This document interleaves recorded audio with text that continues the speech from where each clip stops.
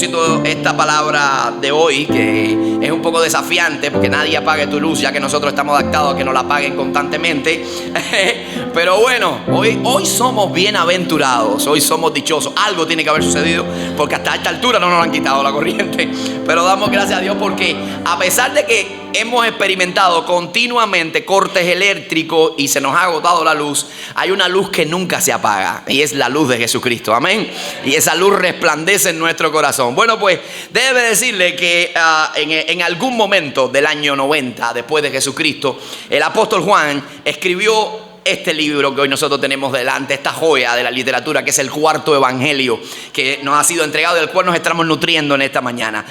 Aunque nosotros no se nos dice el nombre de él en el desarrollo, en las evidencias internas del texto. Él no se identifica como Juan, aunque lleva su nombre el libro, pero no nos cabe duda de que fue Juan el autor de este libro, ya que él constantemente está ofreciendo pistas dentro de la narración que nos dejan ver que por supuesto es él. De hecho, ahí ya terminando el libro, en los capítulos finales, él se identifica con Jesús, recreando aquel momento de la cena en el aposento alto, donde él dice que el discípulo amado, él se identifica como el discípulo amado, aquel que Jesús amaba, aunque no dice yo Juan estaba ahí, y dice que también fue el que recostó su cabeza al costado de Jesús para preguntarle quién era el que le había de entregar. Cuando él hizo referencia a que uno de los 12 iba a ser el traidor, iba a ser el que le iba a entregar, pues él se acercó a Jesús y le dice, y ese dice es el discípulo al que Jesús amaba. Y también el texto dice que es el que escribe todas estas cosas que están acá en este evangelio. Así que evidentemente es el apóstol Juan el que nos entrega esta preciosa obra,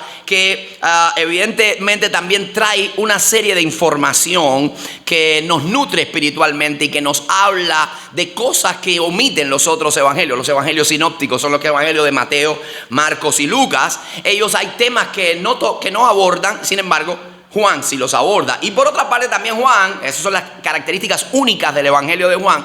Y por otra parte él explica algunas cosas que los otros no explican. Por ejemplo, cuando Jesús alimentó las multitudes, 5,000 personas fueron alimentadas por Jesús. ¿Recuerdan el evento? Ninguno de los demás evangelistas dice cuáles eran las intenciones que tenían esa gran multitud que comieron panes y peces cuando Jesús le dio. Sin embargo, Juan dice que esa gente venían a Jesús con una motivación incorrecta. ¿Cuál era la motivación que tenían? Bueno, pues alimentar su estómago, llenar su estómago y también coronarlo para hacerlo rey. Él nos está aclarando algunas cosas que los otros pasan por alto, no lo tocan de manera profunda, sino que lo abordan de manera muy superflua. Y también ese es un evangelio. Es el único evangelio que nos declara cuál es el propósito y la intención que tenía el autor cuando lo está escribiendo. De hecho, Juan, en el capítulo 20, versículo 30 al 31, nos dice que Jesús hizo muchas cosas que no se han recogido en este libro. Y que incluso dice, no se podrían contener en todos los libros del mundo. Utiliza un hipérbole ahí para decir de todas las cosas que Jesús hizo. Y sin embargo sigue diciendo, pero las que están escritas en este evangelio, todas las que están escritas en este evangelio tienen un propósito, para que crean que Él es el Hijo de Dios, que Él es el que Él perdona nuestros pecados, y para que creyendo en Él, dice Juan, tengan vida en su nombre. Así que en otras palabras, el objetivo fundamental del evangelio es que nosotros conozcamos que Jesús es el Señor, es el Hijo de Dios, y para que creyendo en Él, bueno, pues tengamos vida en su nombre. Y última característica única que tiene el evangelio es que es un evangelio sumamente teológico, profundamente teológico. Yo cuando estaba conversando o predicándole ayer a los juveniles, yo decía, pero ¿cómo podemos tratar de aterrizar un texto lleno de tanta teología para adolescentes prácticamente? Porque es un texto para romperse la cabeza, como dicen en el idioma académico, desde el punto de vista teológico, porque tiene tanta profundidad que desde que se comienza a leer el verso 1 en adelante se abre todo un diapasón teológico sumamente profundo, y comienza a decirnos que Él es el verbo de Dios. Y esa es la intención de Juan. La intención de Juan, y la intención que quiero compartir con ustedes como primer punto, es precisamente ponernos de frente a aquel que es la luz, aquel que lo ilumina todo. Ponernos de frente en perspectiva, en una correcta evaluación de aquel que es el Dios todopoderoso que sustenta el universo. Y eso es lo que Juan dice. Él dice, en el principio era el verbo, haciendo referencia a quién con esa palabra verbo, la acción, la palabra. ¿Quién era? Jesús. Dice, en el principio era el verbo. Lo primero que nos está diciendo Juan es que ese verbo, ese Jesús, era preexistente. Él estaba desde el comienzo de todas las cosas. Él es antes de que todas las cosas vengan a la existencia. A Él nadie le dio origen, a Él nadie le dio vida, porque Él existe por sí mismo y existe por toda la eternidad. El Señor Jesucristo, en este mismo evangelio, más adelante, capítulo 8, Él está hablando con los discípulos y Él le dice: antes que Abraham fuera, yo soy. Antes que Abraham existiera en este mundo, ya yo existía, yo estaba ahí. Así que está hablando de su preexistencia. En segundo lugar, Él nos habla de que ese verbo estaba con Dios. Dice: en el principio era el verbo y el verbo era con Dios. En otras palabras, estaba en comunión con el Padre. No era una fuerza impersonal, sino que Él estaba ahí como una persona con el Padre y que tenía la misma gloria del Padre. Jesús mismo también, en un momento que está orando, Él le dice: glorifícame tú, Padre, con la misma gloria que tuve contigo antes que el mundo fuera. Así que Él está hablando no solamente que Él existía, sino que también tenía toda la gloria del Padre.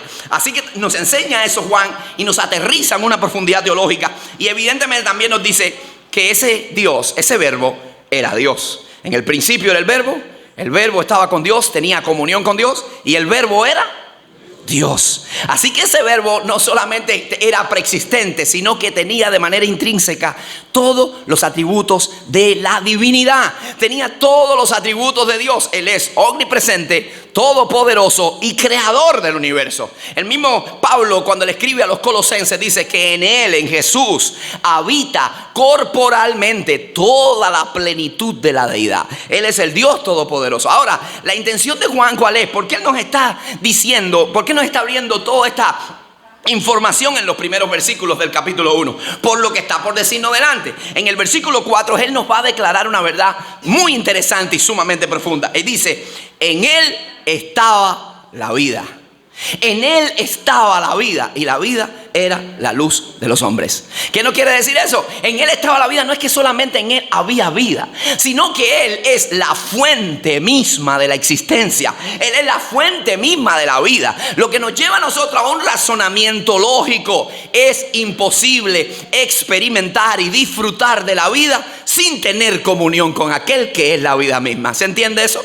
Es imposible poder disfrutar de la vida sin conocer al Dios de la vida. Y esta palabra vida es mucho más que vida biológica. Esto es mucho más que un corazón bombeando sangre, que pulmones inhalando y exhalando oxígeno, que actividad eléctrica en el cerebro. Es más que eso, aunque abarca la vida biológica, va más allá de eso. Es una vida espiritual. Es la vida que el propio Jesucristo dice en Juan capítulo 10, versículo 10. Dice que yo he venido para darles vida y para darles vida en abundancia. Es una vida que va más allá de esta existencia. Es una vida que nos abarca esta vida y la porvenir, esta vida presente y la futura, esta vida en el hoy y el ahora, y la vida eterna con Cristo en Dios. Y qué bueno que nosotros podamos disfrutar de esa vida al tener comunión con Él. Comunión con Él.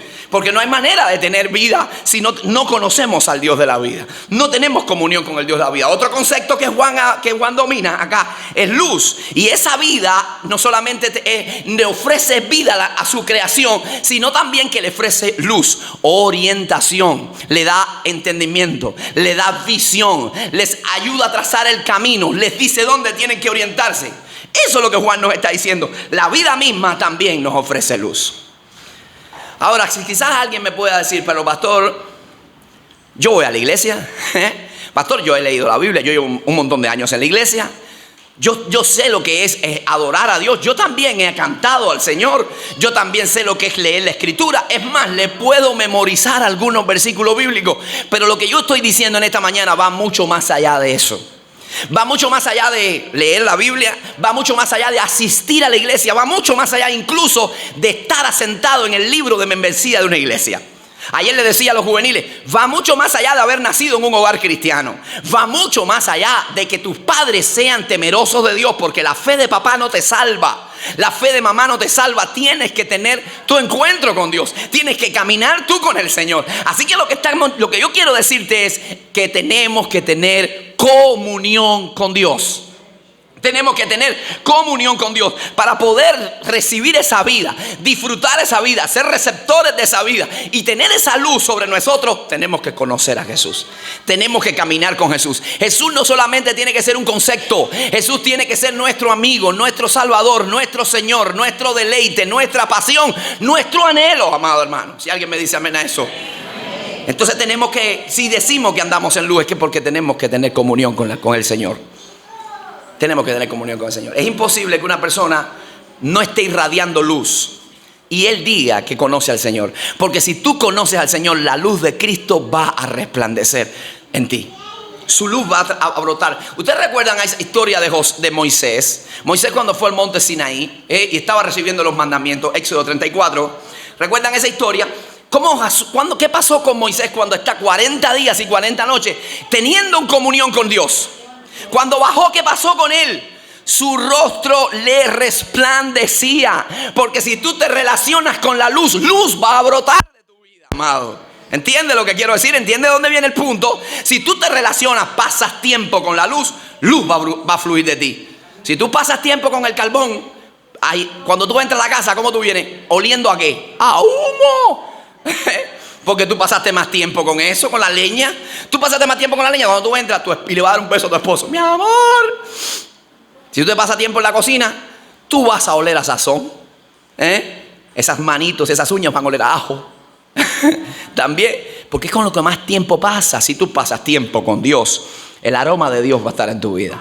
La luz de Dios va a estar en tu vida también. Va a fluir, va a fluir. Y eso es lo que le está diciendo Juan acá.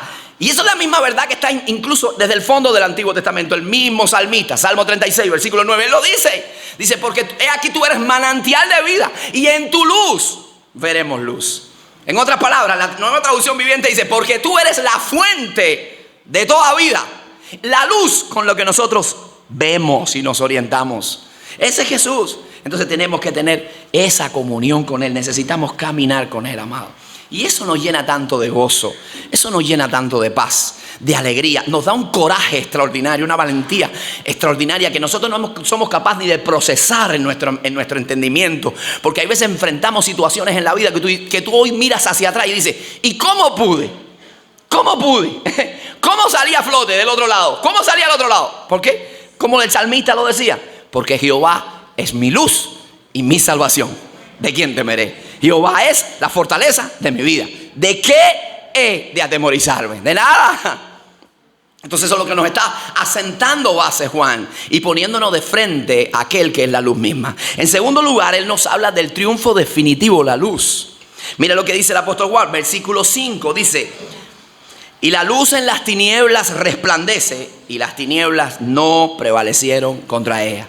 Nos está llevando en el tiempo, nos da un viaje en el tiempo al pasado y nos coloca en el inicio de todas las cosas. Y dice que ese mismo poder que operó en la creación para que viniera la luz a la creación. Recuerden lo que en ese capítulo 1 de Génesis, que dice que las cosas estaban desordenadas. ¿Y cómo estaba la tierra? Vacía también, desordenada y vacía. Y dice, y el Espíritu de Dios se movía sobre las aguas. Y dice, y las tinieblas estaban sobre la faz del abismo. Había tinieblas ahí. Sin embargo, la voz de Dios irrumpe en el escenario y dice, y sea la luz, y fue la luz.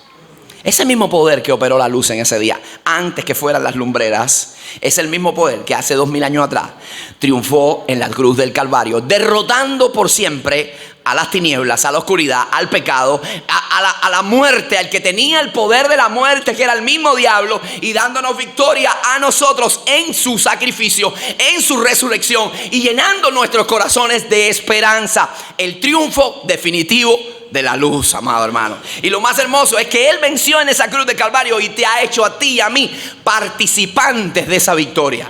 El apóstol Pablo dice que nos ha hecho a nosotros más que vencedores por medio de aquel que nos amó. Somos más que vencedores por medio de aquel que nos amó. Y también Pablo mismo dice que no solamente somos vencedores, sino que somos bendecidos. Bendito sea el Dios y Padre de nuestro Señor Jesucristo, que nos bendijo con toda bendición espiritual.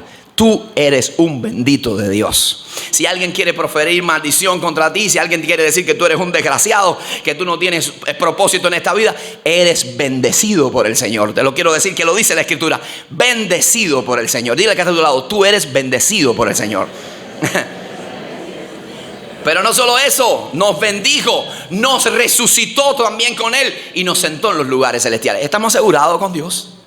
Estamos asegurados, dice, y juntamente, esa misma carta a los Efesios, capítulo 1, al capítulo 2 dice, y juntamente con Él nos resucitó y nos hizo sentar en los lugares celestiales con Cristo. Hermano, la victoria está concebida, la victoria está asegurada, no por nuestro esfuerzo, ni por nuestros méritos, ni habilidades. Jesucristo la alcanzó por nosotros. Así que eso significa algo. Significa que yo estoy posesionado en la victoria, pero la lucha continúa. La lucha continúa. ¿Qué usted quiere decir, pastor, con eso? Sí, que nosotros peleamos no por la victoria, sino desde la victoria. ¿Entiende? No hay que conquistar la victoria porque ya ha sido ganada por Jesús. Pero desde nuestra posición de campeones tenemos que seguir batallando y luchando. ¿Por qué? Porque el enemigo de nuestras almas constantemente va a hacer todo lo que esté a su alcance para apagar tu luz. Para que se apague tu luz. ¿Y cuáles son las formas en las que el enemigo continuamente va a venir? Por eso el apóstol Pablo, una de las cosas que dice, parafraseando un poco el texto de Filipenses, él le dice, sean sencillos, a los creyentes, sean sencillos, hijos de Dios, sin mancha, en medio de una generación maligna y perversa, en la cual ustedes resplandecen como luminares en el mundo. Porque el enemigo constantemente va a querer llevarte a su oscuridad. El mundo va a querer llevarte a su oscuridad. Tu naturaleza pecaminosa constantemente se va a querer manifestar y llevarte a la oscuridad también. Entonces tenemos que ser muy vigilantes en el tema para que nada apague nuestra luz. ¿Cuáles son las herramientas que utiliza el enemigo? Déjame mencionártela en esta mañana, rapidito. ¿Cuáles son las herramientas que utiliza el enemigo para apagar tu luz? En primer lugar, comienza a distraernos. Quiere distraernos porque esa distracción lo que va a traer consecuentemente es un adormecimiento espiritual. Nos va a letargar y nos va a poner en una posición de desorientación. Y este siglo que estamos viviendo, este mundo que estamos viviendo, es el mundo del entretenimiento, amado. Del entretenimiento. Y si usted quiere experimentarlo, note cuánto tiempo pasa usted frente a una pantalla de un celular. ¿Cuánto tiempo? Hay veces nos dan las horas largas de la madrugada con el rostro iluminado frente a un celular y pasándolo, navegando en Instagram sin sentido, sin propósito alguno, sin objetivo alguno, simplemente deslizando el dedo hacia arriba en Instagram, Facebook, viendo reels, todo tipo de cosas. Y cuando nos damos cuenta, estamos perdiendo tiempo precioso. Y es ahí cuando comenzamos a entretenernos y seguir la pista de las huellas que traza el enemigo y nos entretenemos pasando 20 horas o el 80% de nuestro tiempo del día en un celular, en un tablet o frente a una televisión viendo series de Netflix. Es justo en ese momento cuando tu mente comienza a convertirse en un basurero, en un cloacal, en un muladar. Porque empezamos a meter dentro de nuestra mente de todo lo que en este mundo hay, llenos de antivalores, llenos de conceptos anti-Dios y con todo tipo de liberalismo y aquello que llaman ellos bueno, que sabemos que es malo, y entonces a lo malo le llaman bueno. Entonces, amado, nos convertimos en un basurero, nuestra mente. Y no nos damos cuenta de que son toxinas que van llegando al espíritu. Y cuando nos vamos a dar cuenta, ya no pasamos tiempo con Dios, ya no pasamos tiempo con la Biblia, ya es más tiempo con el celular que con la Biblia, ya no pasamos tiempo en la iglesia. Y después vamos a pasar mucho más trabajo en tratar de reconquistar todas estas cosas, porque ahora estás como adormecido, que te va a costar horrores venir a la iglesia, horrores tomar la Biblia en la mano, horrores adorar a Dios, porque te aburre. Porque necesitas los cambios continuos en tu cerebro, la estimulación constante que ofrece ese celular. Amado, cuidado con eso, porque nos llenamos de toxinas y comenzamos a darnos cuenta que con el paso del tiempo hay conceptos que para nosotros en algún momento era un escándalo y ahora resulta ser normal. Es normal. Es como ese experimento que se hace con la rana. Ustedes han escuchado ese experimento con la rana, que usted coloca una rana en una cacerola y le pone fuego Y la rana comienza a navegar ahí, a bañarse ahí, y comienza a adaptar su cuerpo a la temperatura del agua. Y usted va subiendo la temperatura, va pasando el tiempo, y ella ahí nadando hasta que el agua comienza a ebullir y ella termina cocinada. Porque no se va dando cuenta, no se va dando cuenta. Y se va adaptando hasta que ella muere. Y así pasa. Así pasa con nosotros, nos vamos tomando un poquito, solo un poquito. Solo me voy a dar permiso de esto, este poquitico nada más. Un 90% de agua y un 1% de orina. ¿Te lo tomarías? ¿Te tomarías esa botellita de agua que te doy yo en esta mañana? 90% es agua, pero un 1% de orina nada más. Ayer yo le comentaba a los juveniles, le ponía una historia que había escuchado, una historia verídica, y se la hacía bien crudito, de una madre que estaba lidiando con la adolescencia del hijo, y el hijo de pronto llegó a la casa y le dijo: yo quiero ver tal película, queremos ver tal película. Y ella sabe que una película que estaba bien complicada. Y le dijo: pero ¿qué tú vas a resolver viendo esa película? Allá está el hijo: mamá, todo el mundo la ha visto. Los argumentos típicos del hijo: todo el mundo la ha visto, en el aula todo el mundo la vio. La típica respuesta de la madre: si todos se tiran por un barranco, ¿tú te tiras? Dime que todas las madres no han dicho eso en algún momento. Yo lo he dicho. Si todos se tiran por un barranco, ¿tú también te vas a tirar? No, pero mami, todo el mundo la ha visto ya. Está buenísima, buenísima. ¿Tiene lenguajes obscenos? Un poquito, mami, un poquito. ¿Tiene escenas subiditas de tono? Poquito, una pequeña dosis. Nada que nosotros no podamos manejar. Esos son los muchachos argumentando con el padre. ¿Tiene violencia? Poquito, no mucho, un poquito nada más. Ok, la madre dijo: ok, dile a tus amigos que vengan, te la voy a dejar ver. Y mientras ven la película, les voy a dar para que coman un pastel. Mire lo que hace la madre: le voy a dar un pastel. Y el muchacho dice: acabé con mami, le di cao. Película y bonus, premio, pastel de chocolate horneado. Así que la mamá viene y le reparte el pastel mientras ellos están ahí en la película viendo y comiendo el pastel de chocolate. Y qué rico el pastel de chocolate. Y cuando termina la película y se van, le dice a la mamá: ¿tú sabes que hoy le puse un ingrediente especial al pastel? Sí, mami, ¿qué le pusiste? Le puse caca de Toby, el perrito de la casa. La metí así dentro del chocolate. La mezclé, un poquito nada más de caca. Pero mami, ¿pero cómo tú haces eso? Pero si era un poquito. Además, tus amigos dijeron que estaba buenísima. ¿Cómo estaba la película? Amado, nosotros nos comeríamos un pastel con un poquito de excremento de Toby. ¿Cómo se llama el perro de estudio? ¿Cómo se llama el tuyo, Cecilia? ¿Cómo? Messi. ¿Te comías uno de Messi? Bueno, a lo mejor si fuera de Messi, el verdadero. Pero de ese Messi. Y créame, yo he visto que Messi abunda. Come bien. No lo haríamos, amado, porque sabemos que eso nos destruye. Y que todo el mundo lo haga no es un argumento sólido. Escúchame a los jóvenes que están aquí, a los jóvenes no es un argumento sólido. Todas las moscas, multitudes de moscas, se posan en las tortas. Y no tortas de chocolate, hay tortas diferentes que proceden de los intestinos de una vaca. Y ellas van ahí. ¿Están equivocadas? Claro. Tú no lo harías. Entonces, ¿por qué nosotros nos exponemos ante cosas que sabemos que lo que van a hacer es apagar nuestra luz? Es oscurecernos, es ponernos a andar a tientas en tiniebla, llenando nuestra mente de basura, llenando nuestra mente de todo lo que nos contamina. Tenemos que purificarnos constantemente. Y tenemos que cortar rápido. No poco a poco, cortar.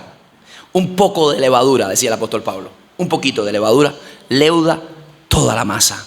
Despojémonos, dice el apóstol, el apóstol Pablo, dice el Romano: despojémonos de todo peso y del pecado que nos asedia.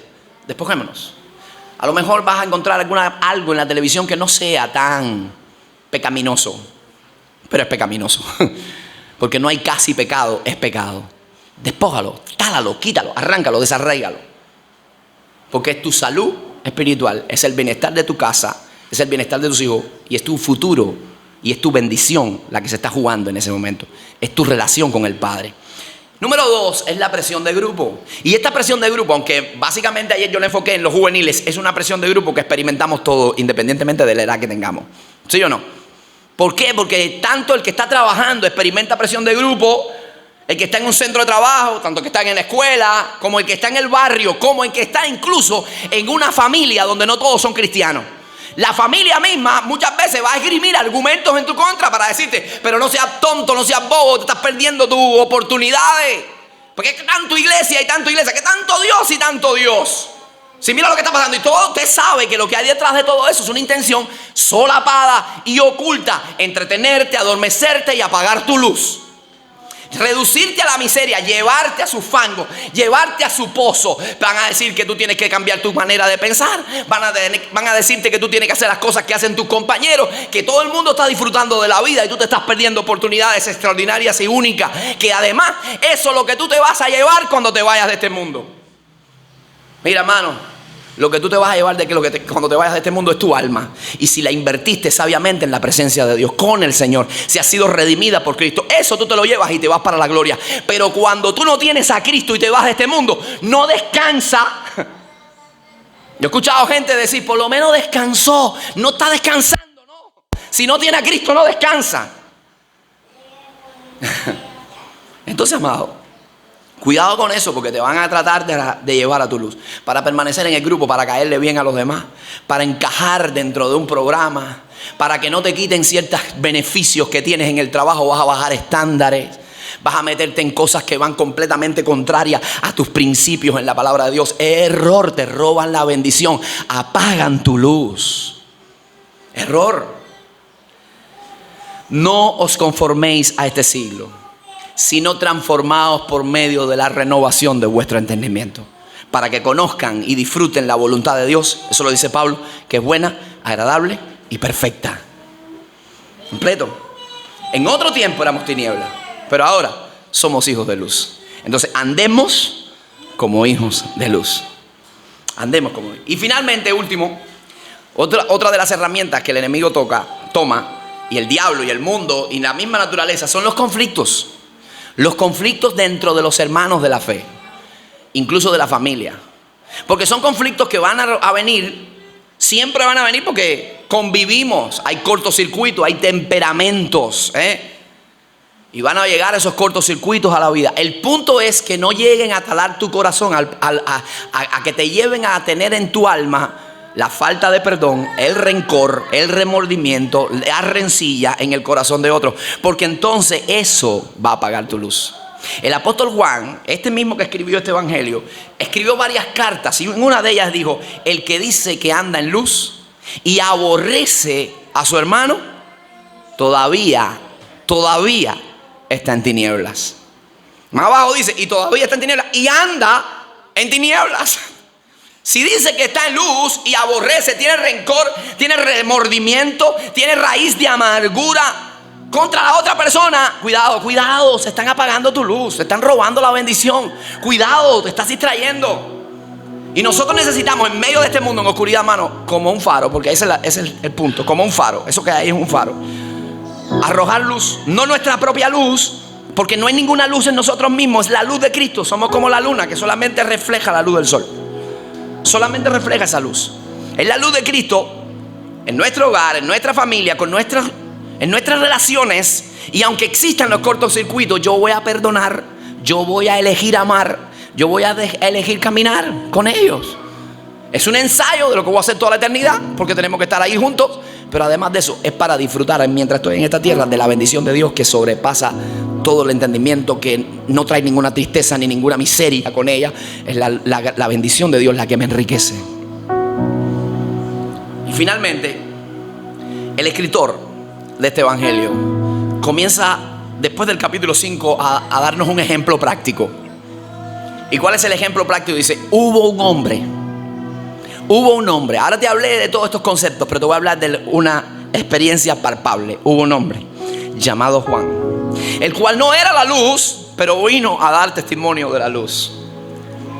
Un hombre que vivió para Dios, un hombre que temía al Señor, que marcó diferencia en el contexto que le tocó vivir. Vivió en pureza, vivió en santidad, vivió siendo luz.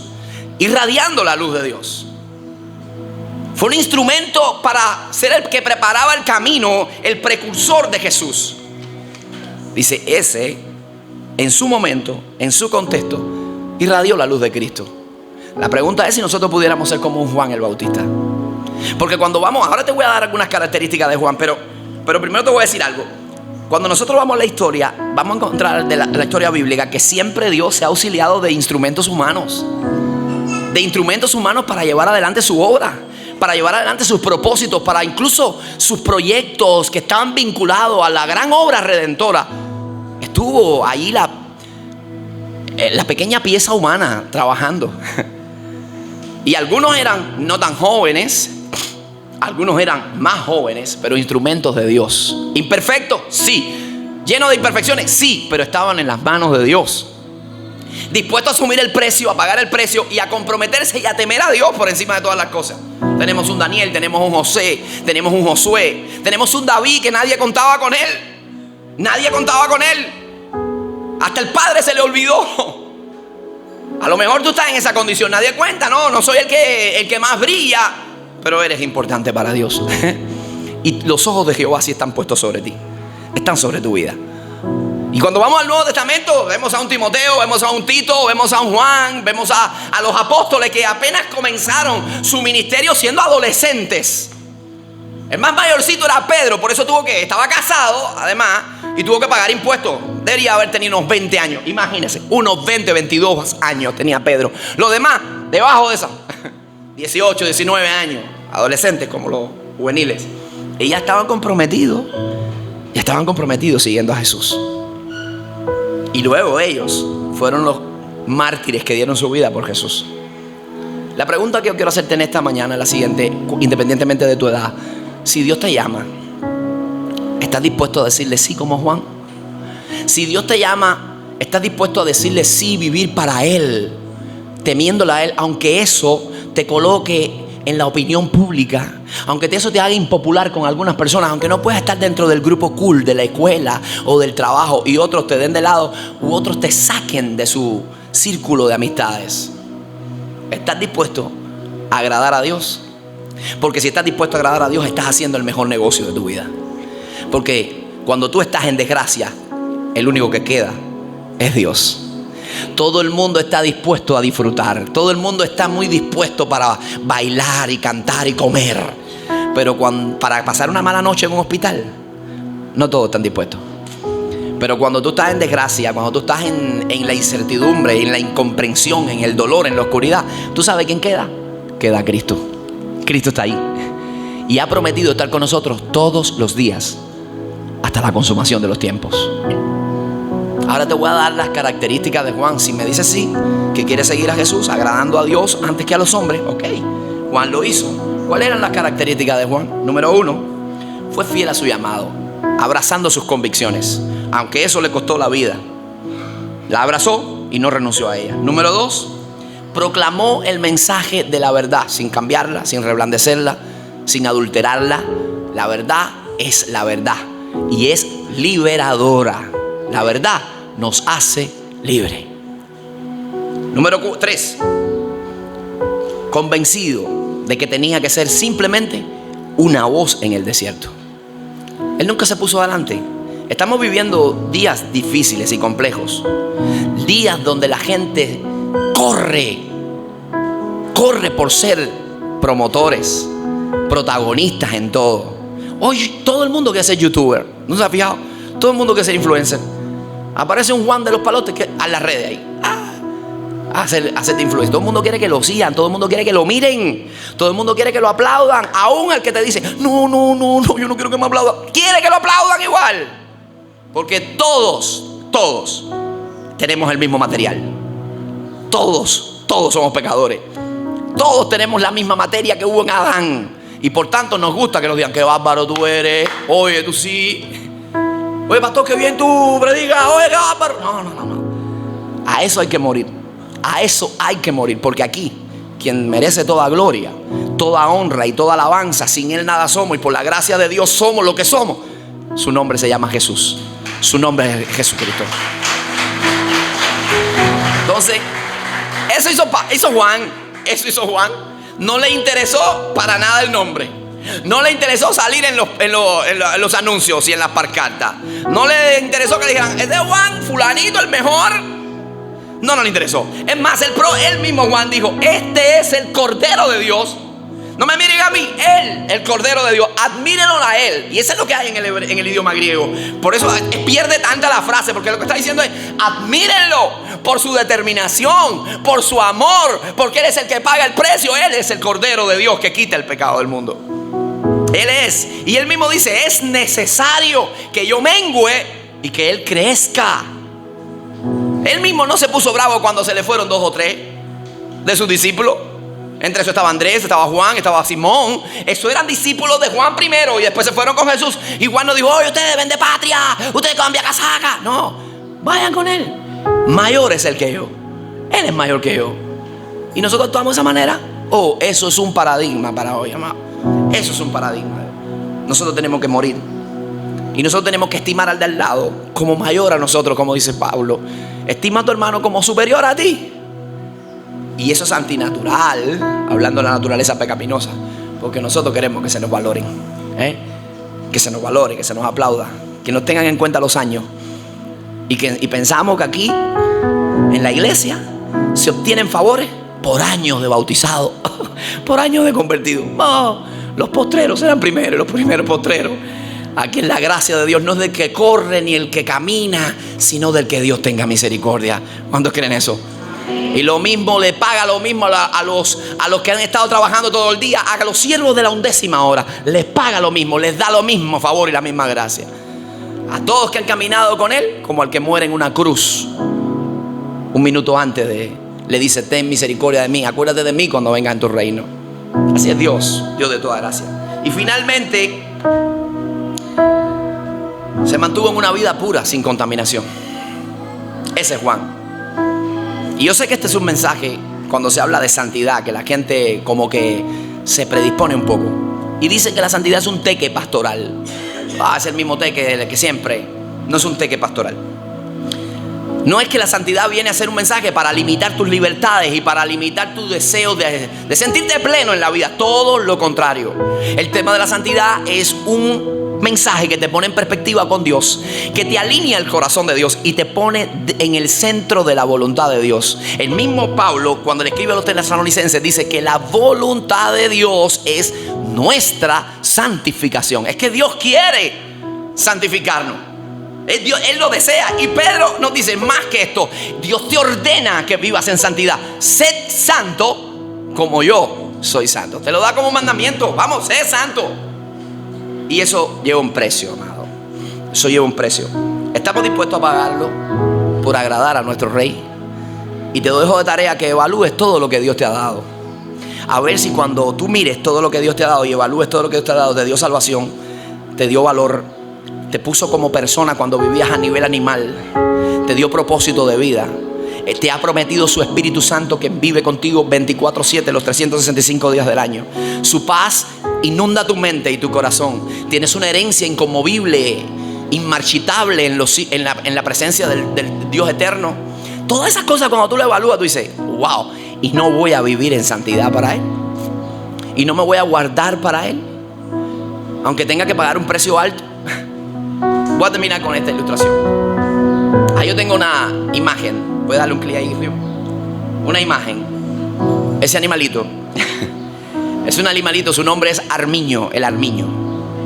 Es un animal muy codiciado por su pelaje blanco. Es pequeño, parece como un ratoncito ahí, un conejito. Pero su pelaje es muy, muy caro, porque sirve para hacer vestimenta, para hacer joyas, para hacer carteras. Así que es muy codiciado ese animalito armiño. Los cazadores tratan de cazarlo, de alcanzarlo para venderlo en el mercado negro, por supuesto su piel, pero no quieren dañarla, así que no utilizan los instrumentos rudimentarios, no utilizan armas de fuego, no utilizan trampas que descuarticen al animal, no, porque dañan y pierde valor su piel. Entonces, ¿qué hacen los cazadores? Ellos identifican dónde él tiene su cueva. Así que ellos van con sus perros que van oliendo y cuando identifican la cueva, ellos le observan y esperan que el armiño salga de su cueva. Y cuando él sale de su cueva, ellos llegan y embarran con lodo, enlodan toda la tapa, toda la puerta, la entrada de la cueva del armiño. Le ponen lodo. Así que ellos salen y comienzan la captura, comienza la cacería, comienzan a salir a asustarlo. Y cuando él sale corriendo, porque este es un animalito muy arisco y muy violento también, cuando él sale corriendo tratando de salir del radio de acción de los captores, y él identifica su cueva, y él va a entrar en su cueva, se percata que la cueva está llena de lodo. Y es interesante la reacción del armiño. ¿Usted sabe lo que hace ese animalito? Se queda frente a la puerta, a la entrada, y no pasa para no manchar su cuerpo.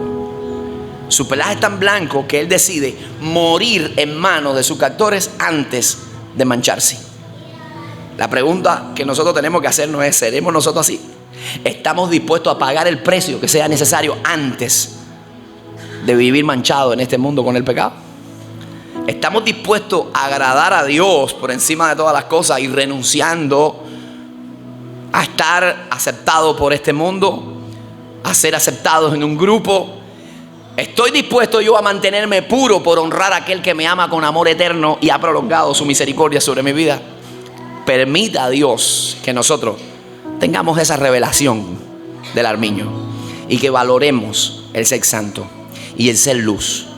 Cuando nosotros entendamos que la luz del mundo vino a este mundo para iluminarnos a nosotros, entonces nosotros vamos a entender que nuestra naturaleza, nuestro propósito de vida es resplandecer con la luz de Cristo, es dar orientación con la luz de Cristo y es mantenernos así, encendidos, hasta el día que tengamos que partir de esta tierra y encontrarnos cara a cara con aquel que es la luz misma.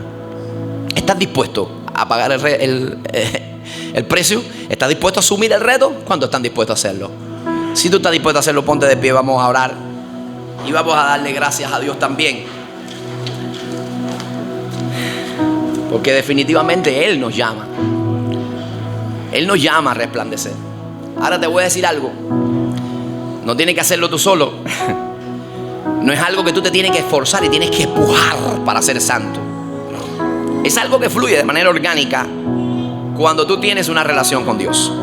Así que el llamado hoy, el desafío y el consejo que tú te debes llevar para casa es: yo tengo que estrechar lazos con mi Señor. Yo tengo que estrechar lazos con mi Salvador. Porque cuando yo estoy cerca de Él, definitivamente la luz va a llegar. Su luz va a fluir.